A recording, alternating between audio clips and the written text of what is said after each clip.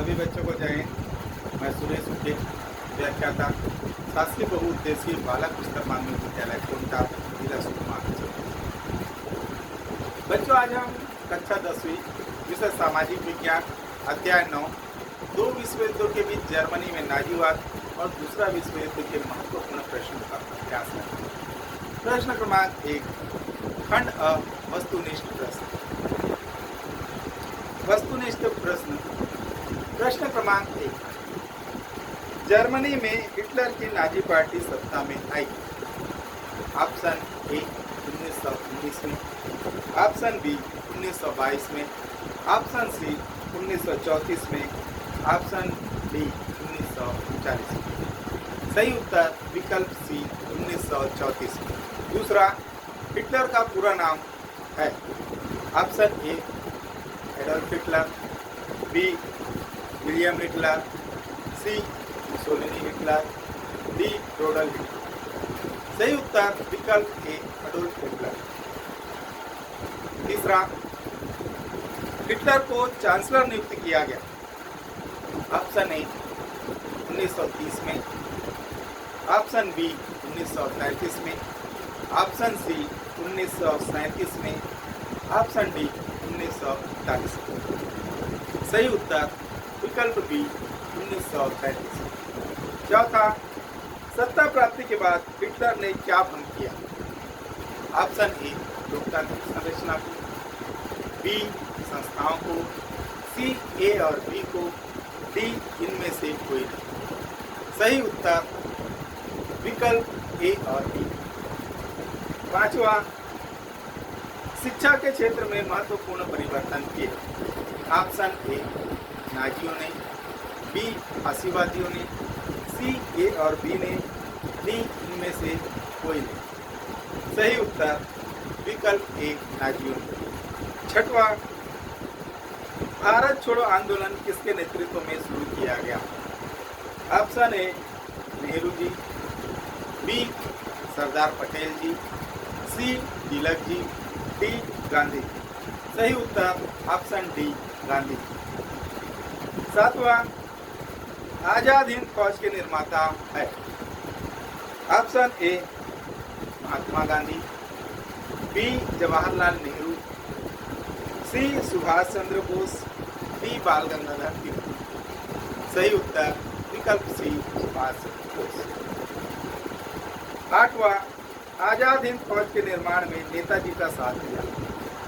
Option A Germany ने, option B Japan ने, option C Italy ने, ऑप्शन डी ए और बी दोनों ने। सही उत्तर विकल्प डी ए और बी दोनों।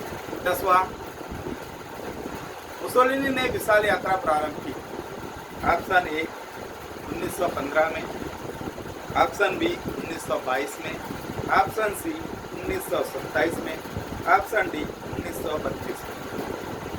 सही उत्तर विकल्प बी 1922 में। 11वां, मुसोलिनी की यात्रा का उद्देश्य था। ऑप्शन ए रोम पर कब्जा करना, ऑप्शन बी इटली पर कब्जा करना, ऑप्शन सी रूस पर कब्जा करना, ऑप्शन डी इनमें से कोई। सही उत्तर विकल्प ए रोम पर कब्जा। 12वां, जर्मन पर निम्न मध्यम वर्ग में नाजीवाद की लोकप्रियता बढ़ी। ऑप्शन ए 1920 से 1924 के बीच, ऑप्शन बी 1924 से 1934 के बीच, ऑप्शन सी 1927 से 1929 के बीच, ऑप्शन डी 1932 से 1936 के बीच।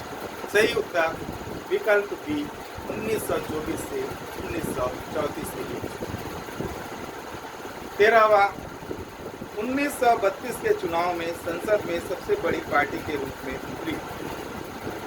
ए फांसीवादी पार्टी, बी नाजी पार्टी, सी ए और बी दोनों, डी इनमें से कोई नहीं। सही उत्तर विकल्प बी नाजी पार्टी। खंड व रिक्त स्थानों की पूर्ति कीजिए।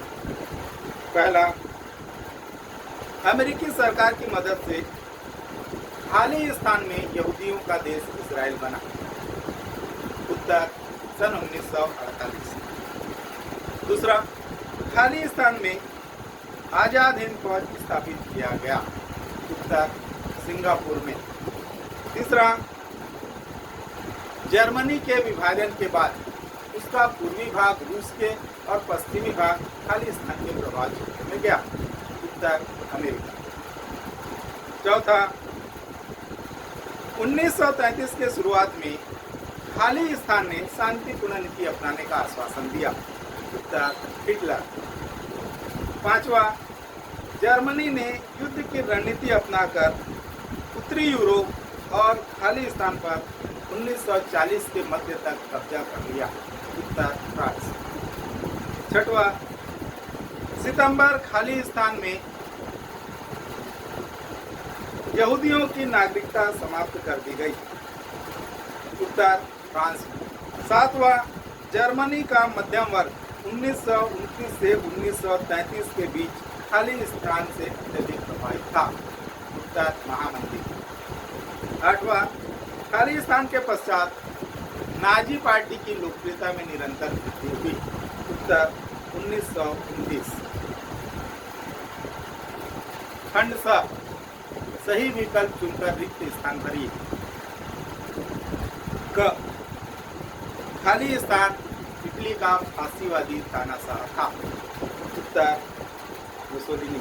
ख, हिटलर ने 1933 में खालिस्तान कानून सभी नागरिक अधिकारों को निलंबित कर दिया। उत्तर अग्नि अध्यादेश। ग, जर्मनी की सेना को पहली बार खालिस्तान में हार का सामना करना पड़ा। उत्तर स्टालिनग्राड। घ, जर्मनी, इटली और जापान मिलकर खालिस्तान देश कहलाए। उत्तर तुरी। ड, यहूदियों के लिए 1948 में खालिस्तान देश बनाया गया। उत्तर इजराइल। बच्चों, अब हम अति लघु तीर प्रश्नों का अभ्यास करेंगे। प्रश्न क्रमांक 3 इसके अंतर्गत प्रश्न क, यूरोप में प्रथम विश्व युद्ध के बाद छोटी संपत्ति वाले लोगों की क्या दशा थी?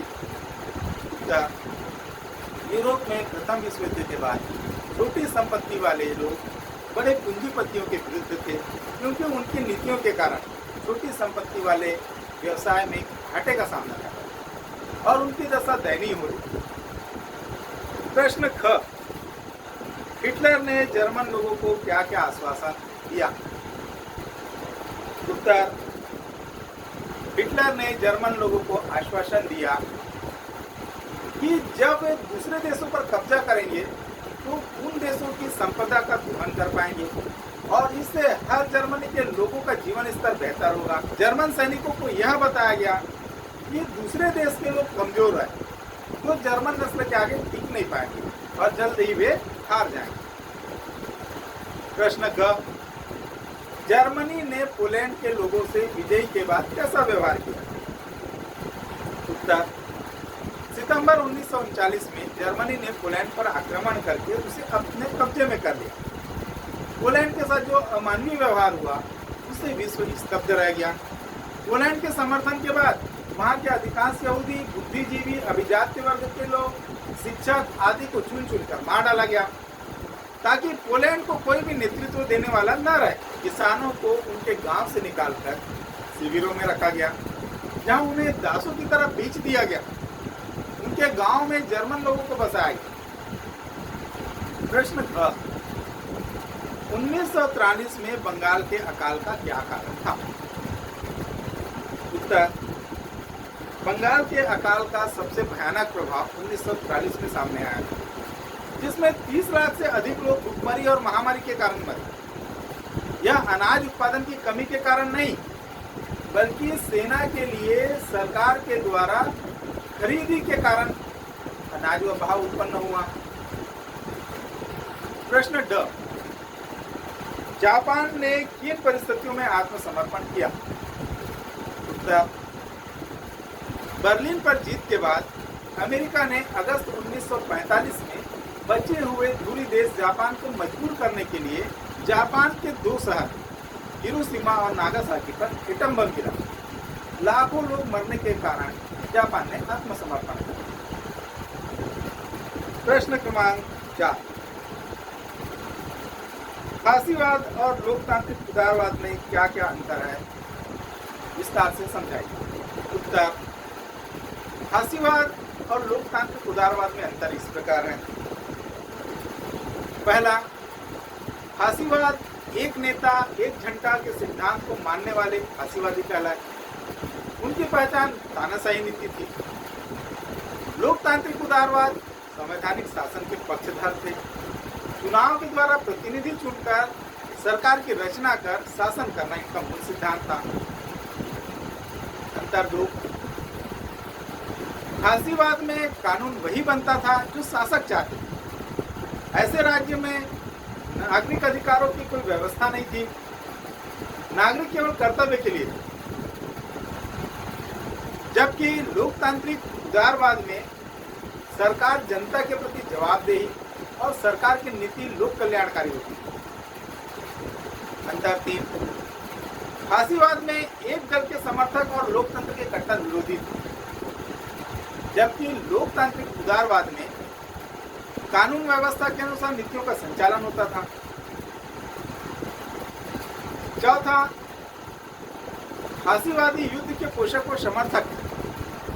जबकि लोकतांत्रिक उदारवाद बहुदलीय व्यवस्था को उत्तम विकल्प मानते हैं और जनता को सर्वेसर्वा मानते हैं। प्रश्न क्रमांक 5, हिटलर जर्मन राज्य का विस्तार क्यों करना चाहता था? उत्तर, 1933 की शुरुआत में हिटलर ने शांतिपूर्ण नीति अपनाने का आश्वासन दिया तथा उसका मुख्य लक्ष्य वर्साई की संधि की अपमानजनक शर्तों को समाप्त करना था तथा जनता के लिए समानता की स्थिति को प्राप्त करना था। वह किसी भी हालत में किसी भी तरीके से जर्मनी के खोए हुए क्षेत्रों को वापस प्राप्त करना चाहता था। वह यह कहता था कि जर्मनी लोगों को सांस लेने व पनपने के लिए जगह की जरूरत है, जिसे हासिल करने के लिए पूर्वी यूरोप के लोगों का सफाया करके उनकी जमीन पर कब्जा करना हो।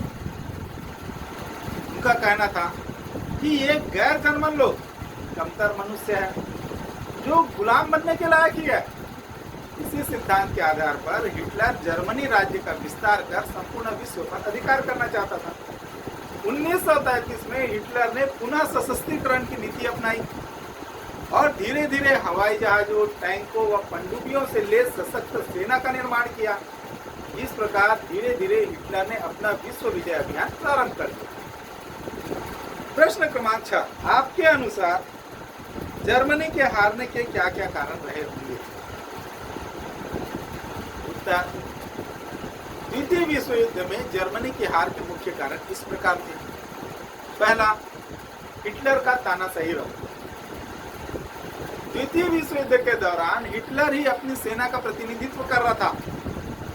यद्यपि उसने अपनी सेना के जनरल नियुक्त किए थे, किंतु वह उनके द्वारा दिए गए सुझावों को पूर्णतः नकार देता था। हिटलर का यह तानाशाही रवैया विश्व युद्ध में उसकी हार का मुख्य कारण बना। दूसरा, कमजोर गुटों का चयन। द्वितीय विश्व युद्ध के दौरान जर्मनी ने जापान, हंगरी, रोमानिया जैसे कमजोर देशों के साथ अपने गुट का निर्माण किया, जो उनकी हार का मुख्य कारण बना। तीसरा, ब्रिटेन, सोवियत यूनियन व अमेरिका द्वारा एक गुट का निर्माण। द्वितीय विश्व युद्ध में जर्मनी की हार का सबसे मुख्य कारण ब्रिटेन, सोवियत यूनियन व अमेरिका के द्वारा एक साथ मिलकर युद्ध लड़ा गया। इन देशों ने सबसे पहले जर्मनी के साथी देशों को विकसित किया एवं आगे युद्ध प्रारंभ किया। प्रश्न क्रमांक 7, अगर जर्मनी युद्ध में जीत जाता तो दुनिया पर उसका क्या प्रभाव पड़ता? उत्तर, द्वितीय विश्व युद्ध में जर्मनी की विजय का विश्व पर व्यापक प्रभाव पड़ता। इस वजह से हिटलर के विश्व विजय अभियान को बल मिलता। फ्रांस का अधिकृत हिस्सा फ्रांस के शेष भाग से पुनः संयुक्त हो जाता, जिस पर जर्मनी का अधिकार रहता। Finland, Ukraine, Georgia, Belarus, Poland, Lithuania आदि देशों पर जर्मनी के निवेश स्थापित हो जाते। इन देशों पर जर्मनी के तानाशाह हिटलर द्वारा बनाए गए नियम लागू किए जाते। साथ ही इन कॉलोनियों में जर्मनी के जनसंख्या वृद्धि के लिए विशेष प्रयास किए जाते। विश्व में शांति स्थापित करने के लिए संयुक्त राष्ट्र की नींव पड़ना कठिन हो जाता। इस प्रकार संपूर्ण विश्व में अशांति और अस्थिरता बढ़ती जाती, जो भविष्य में तृतीय विश्व युद्ध का कारण बन सकती थी। प्रश्न क्रमांक 8, संयुक्त राष्ट्र सुरक्षा परिषद में 5 देशों को विशेष अधिकार दिए गए, क्या यह उचित था? अपने विचार लिखिए। उत्तर, संयुक्त राष्ट्र संघ के बनने में राष्ट्र संघ इसकी विफलता के कारणों को ध्यान में रखा गया। राष्ट्र संघ मुख्य सदस्य देशों की सहमति के आधार पर ही काम करता था और उसके पास अपने निर्णयों को लागू करवाने की ताकत नहीं थी। संयुक्त राष्ट्र संघ में यह ध्यान रखा गया कि किसी महत्वपूर्ण निर्णय पर अगर प्रमुख देशों की सहमति हो तो उन देशों के सैनिक बल के आधार पर लागू करवा सके। उस समय 5 प्रमुख देशों को संयुक्त राष्ट्र संघ में विशेष स्थान दिए गए। ये देश संयुक्त राज्य अमेरिका, ब्रिटेन, फ्रांस, सोवियत रूस और चीन। इन्हें संयुक्त राष्ट्र सुरक्षा परिषद का स्थायी सदस्य बनाया गया और प्रत्येक को यह अधिकार दिया गया कि वह किसी भी निर्णय पर आपत्ति होने पर उसे रोक सकता था। इसे वीटो अधिकार कहते हैं। जब 5 सदस्यों के बीच किसी मुद्दे पर सहमति बन जाती तो वे मिलकर उसे लागू करा सकते थे। सुरक्षा परिषद के अलावा संयुक्त राष्ट्र के सभी सदस्यों की आम सभा भी होती है, जिसमें भी कई मसलों पर विचार विमर्श और निर्णय होता है। इसके अलावा एक अंतर्राष्ट्रीय न्यायालय भी स्थापित हुआ, जिसमें देशों के बीच विवादों को सुलझाया जा सके और अंतर्राष्ट्रीय कानून एवं संधियां ठीक से लागू हो। देशों के बीच सहयोग और विकास के लिए कई अंतर्राष्ट्रीय एजेंसियां भी बनाई गई है, जैसे यूनेस्को, यूनिसेफ, विश्व स्वास्थ्य संगठन, विश्व श्रम संगठन, अंतर्राष्ट्रीय मानवाधिकार आयोग। संयुक्त राष्ट्र संघ विभिन्न समस्याओं के बावजूद पिछले 70 वर्षों से विश्व में शांति, विकास और सहयोग के लिए काम कर रहा है और तृतीय विश्व युद्ध जैसे खतरे को टालने में सफल रहा। प्रश्न क्रमांक 9, होलोकास्ट क्या है? स्पष्ट कीजिए। उत्तर, यहूदियों को यातना शिविर में भेजा गया और उन्हें विषैली गैसों के माध्यम से मार डाला गया। यहूदियों के अतिरिक्त 50 लाख पुलिस, रूसियों, खानाबदोश जिप्सियों और शारीरिक एवं मानसिक रूप से अपंग लोगों को नाजी शासन ने यह कहकर मार डाला कि उनके कारण जर्मन नस्ल ही खराब हो जाएगी। इस पूरे नरसंहार कार्यक्रम को होलोकास्ट के नाम से जाना जाता है। प्रश्न क्रमांक 10, इटली में फांसीवाद की मुख्य विशेषताएं लिखिए।